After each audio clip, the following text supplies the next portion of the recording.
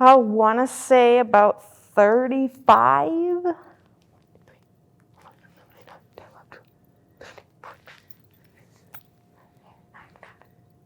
Like 20.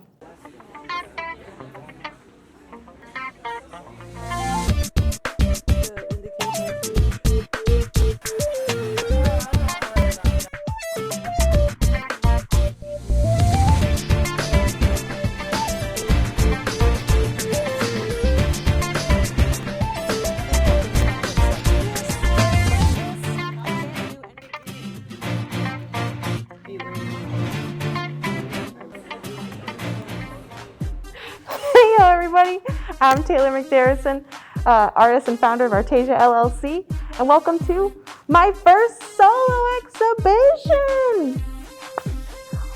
We're here at Roberta's art gallery to see my first solo exhibition entitled Old Myths in a Modern Conversation. Roberta's art gallery is located on uw-whitewater's campus here in Whitewater, Wisconsin, and I can't wait to show you guys the exhibit. This exhibit ran November 30th to January 8th. In 2020 and then the very, very beginning of 2021.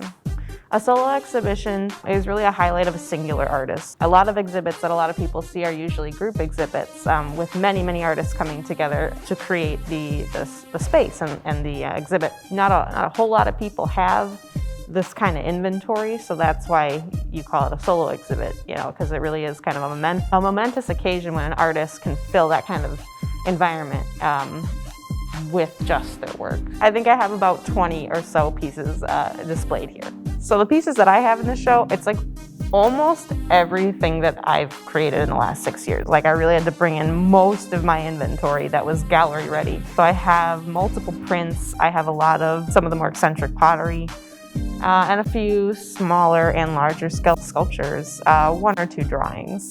Behind me you're seeing some of the printmaking. I've done a lot of volunteer work throughout my life in nonprofit gallery situations and just as a student at uw-whitewater, this being my alma mater. And I attest this opportunity to all that volunteer work, just, you know, trying to do what I could for the community's art programs and meeting a lot of incredible people. And down the grapevine, you know, they needed to fill this slot. And I was recommended by a good fellow volunteer friend. I was speechless. It was absolutely incredible. So in the very beginning as a student, you know, I was president of multiple organizations. I served on the Whitewater student government. And later on in life, having done those opportunities both on campus in the community with the Whitewater Arts Alliance, they hired me back as their gallery manager.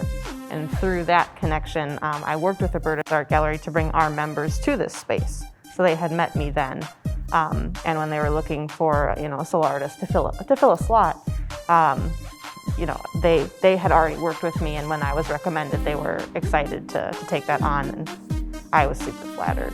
Which goes to show you, volunteer.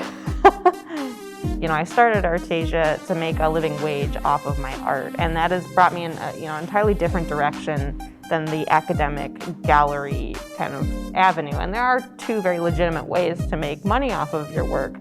The gallery tradition, it really is that. It's the tradition. It's probably the longer standing path. And through internet and technological advances, this idea of a small business with your art has kind of happened, right? So I put a lot of energy into that one.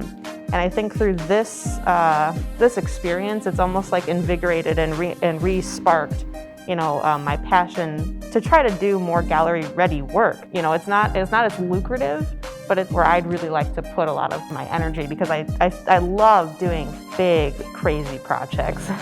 Products that I make are usually smaller scale. I tend to make them a lot more functional than a lot of the crazy sculpture, and not nearly as conceptual. Don't get me wrong, every one of my pieces has, you know, a conceptual element to it. Like I'm kind of, you know, thinking about, I just can't help but think about these things as I make them. The gallery ready work, this larger scale, more academic stuff, you know, some of these pieces I've spent a year on alone, you know, and when I say it's not lucrative, you know, nobody's gonna buy, not nobody, but not many people are gonna buy a 10,000 plus sculpture that I made one of within a year versus many smaller things that can, I think, fit within a lot more people's homes, you know, a lot more accessible.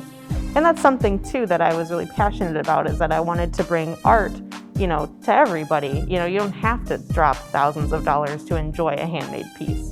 And that's how I at least kind of divide them in my mind when I think about my products that are more accessible, more economical, and some of the bigger stuff that's more academic and more challenging. I find the gallery work to be what I want to make, right? The my piece. And I think I've found a good balance in the other side of it as well. And don't get me wrong, any artist that's serious about this will have to weigh both of them.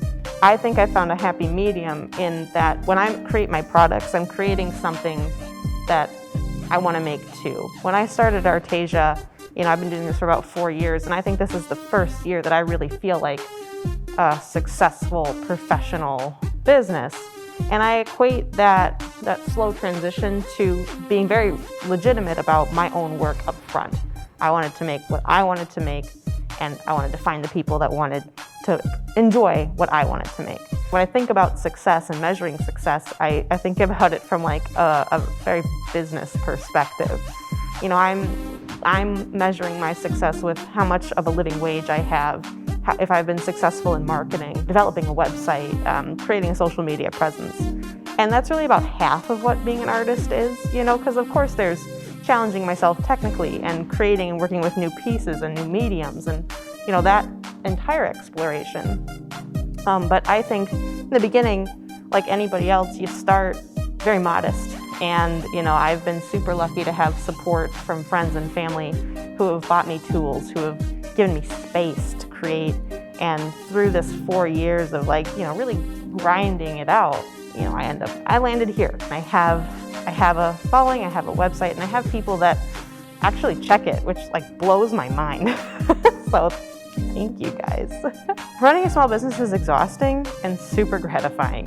So you are always at work, in your head and when you're creating, and especially growing the business, because you're always trying to think of how do I get to the next step. And so pacing those steps can be exhausting. It almost feels like an endless ladder.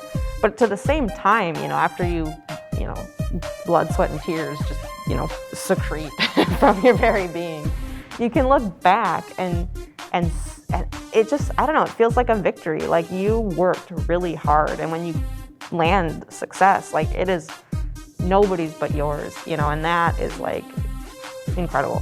Anybody who's serious about wanting to do art, don't let people tell you can't. And if you honestly want to take that plunge, just know that you have to have blind faith in what you're doing, because nobody else will. And there is no room for failure. If you can convince yourself that you will make it, then you will. If you leave any room for doubt, any possible idea that this might not work out, it won't. And that's the scary part. That's why this very, very rewarding thing is also so incredibly risky. Because if you only put all your eggs in one basket, that's terrifying. But you have to if it's going to work. So I believe in you, and I believe in you. So if you do want to see my website, I worked really hard on it, and it's pretty cool. You can find me at www.Arrtaysia.llc.com. You can also find more behind the scenes of the creation of a lot of the stuff that I do on Facebook and Instagram. Blink. Or you can also, if you are a super, super generous human, you can also follow me on Patreon, help support directly what I do, whether that's $1 a month or, anything else anybody could give. And you also get exclusive content there as well. And that is whoosh, right here. Thanks, McDarison Productions. And this just wouldn't be a video without, of course, thanking everybody who supports me, everybody on social media, Facebook, Instagram, and of course my patrons on Patreon, my sweethearts, beautiful humans. And thank you, Carrie Caros, for being my celestial kinsfolk, going above and beyond. It means the world. It always means the world. Otherwise, I can't thank you guys enough for experiencing this with me briefly. It was a crazy time of COVID, and I wasn't really sure what to expect putting this up during all this crazy nonsense, but I'm so happy I did, and I'm very happy that if you didn't get to see it, that I was able to share it with you today. Otherwise, you guys stay safe, stay healthy, and I'll see you guys later.